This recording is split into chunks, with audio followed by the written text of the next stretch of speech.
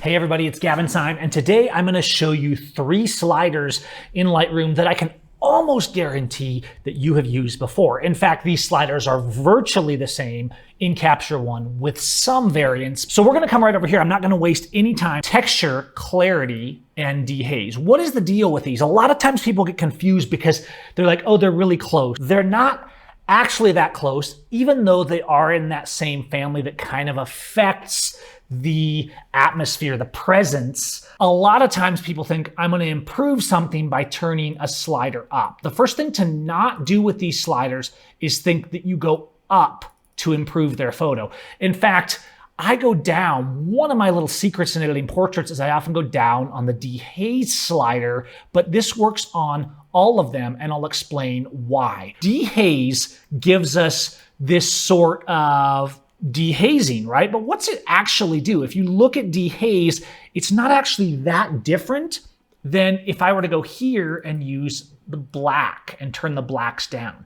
What Dehaze is it's a wider contrast algorithm. And what I mean by that is that all of these are essentially contrast. They're defining our lines. When you sharpen, you're sharpening the fine lines between objects to make the image sharp, to make it pop. When you use Dehaze, you're doing that, but on a much wider level, a more contrast-based level, and reduce mistiness and things like that. But if I come over here to a portrait, you can see that I can use the Dehaze slider, and as I turn it down, it can actually be useful in softening and kind of lightening up the skin. Maybe if there's a little bit of too much intensity, I can turn down Dehaze and then actually turn down exposure to compensate, and I'm getting a different level of softness in the photo. A scene like this, where I kind of want there to be some crispiness, turning up the Dehaze might give me the added contrast I need. Okay, so if we have Dehaze, what's clarity? Well, each one of these sliders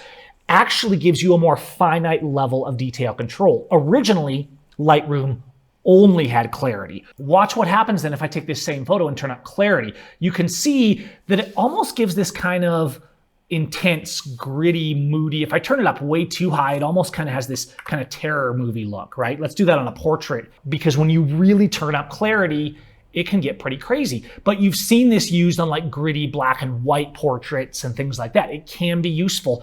Most of the time on portraits, though, I'm going to go the other way.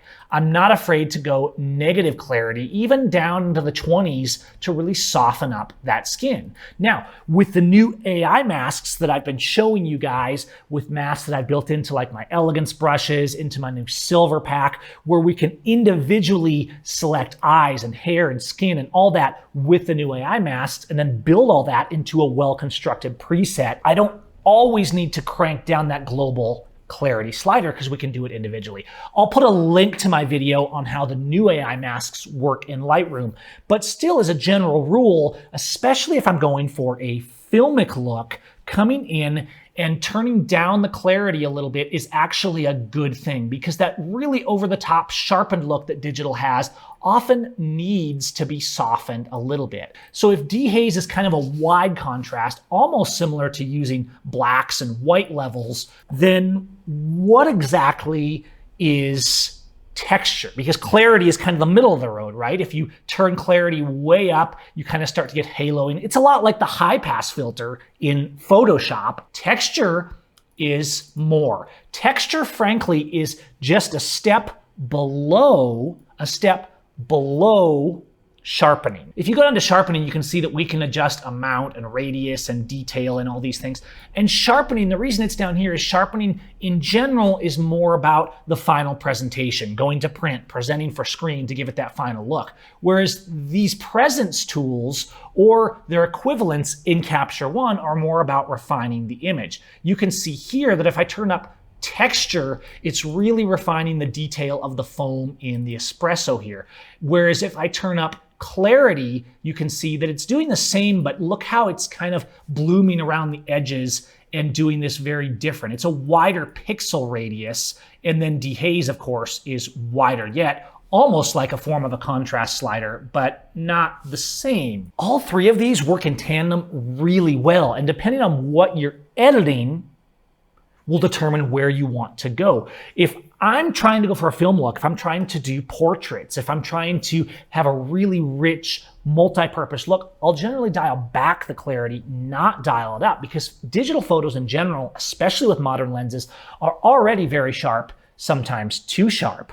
On the other hand, if I shoot with a vintage lens, I will often come over and put a vintage lens on the camera, and I'll actually use a little more clarity, a little more dehaze, and a little more of those presents because I'm actually compensating a little bit. Here is a photo I took of some tea sitting on a slate, and you can see how I can turn this down. Clarity slider used to be really bad if you went negative. It got ugly really fast. It's actually improved a lot over the years. It's also very good in Capture One, and there's actually some more nuanced options of how you do the clarity in Capture One. If you go down, you're kind of softening and easing up those tones and that contrast. And if you go up, you're adding grit.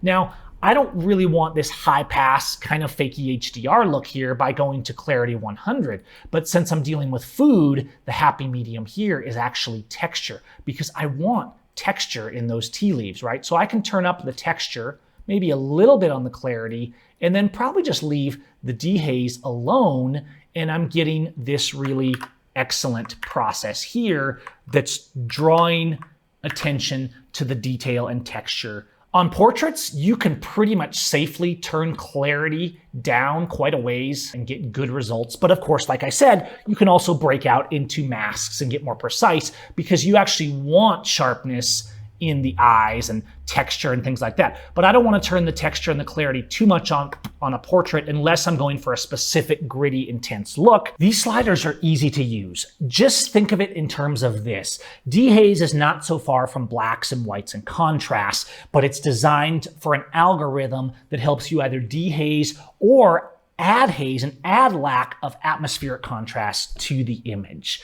The clarity is more like the classic high pass Photoshop filter. It's going to define your edges in a broader sense. If you go too far, it might give you some haloing, and it brings out that kind of digital HDR-ish grittiness if you turn it up a lot. But if you go negative, it can bring just a perfect subtle softness that reduces blemishes in the skin a little bit or in other objects. Texture you can turn down as well on things like the skin. In fact, I will often do that on a portrait, is I'll turn the texture down, but if you turn it down a long ways, it does almost start looking like you've added a Gaussian blur. So if you use my presets, if you use Filmus, if you use Silver, you see me going all over the range of these depending on the look we're going for to save time so you're not manually hunting through these. You should always have great presets or styles or actions in your kit doing this for you, whether you make them or buy them or download the free ones off of my site. I'll put some links in the comments.